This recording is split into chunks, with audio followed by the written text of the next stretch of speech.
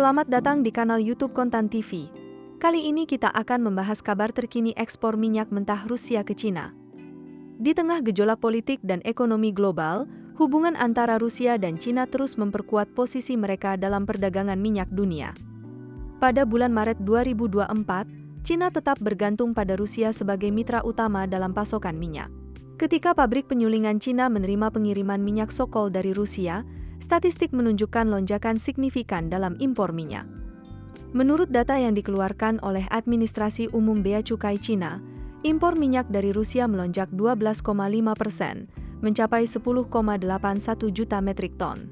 Ini setara dengan 2,55 juta barel per hari, mendekati rekor bulanan sebelumnya pada Juni 2023. Tidak terhalang oleh sanksi Barat, 7 kapal tanker Rusia masih berhasil menurunkan muatan minyak mentah Sokol di pelabuhan Cina.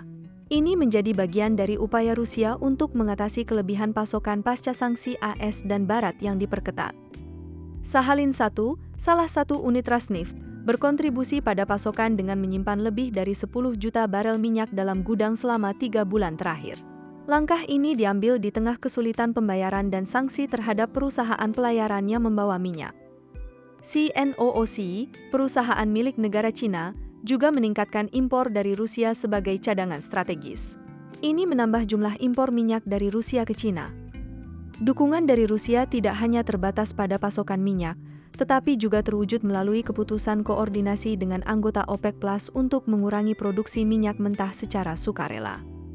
Hubungan ini membuktikan bahwa di tengah perubahan geopolitik global, kolaborasi ekonomi terus mengalir. Rusia dan Cina memainkan peran penting dalam membentuk dinamika pasar minyak dunia. Dalam dunia yang terus berubah, satu hal tetap konstan, kebutuhan akan minyak sebagai sumber energi utama. Dan dalam konteks ini, kemitraan antara Rusia dan Cina terus menjadi pilar utama dalam ekonomi global. Demikian kabar terkini ekspor minyak Rusia ke Cina, di tengah sanksi ekonomi yang dilancarkan oleh Amerika Serikat akibat serangan Rusia ke Ukraina. Terima kasih sudah menonton, tetap pantau kanal YouTube Kontan TV untuk mendapatkan kabar terkini berita bisnis dan investasi.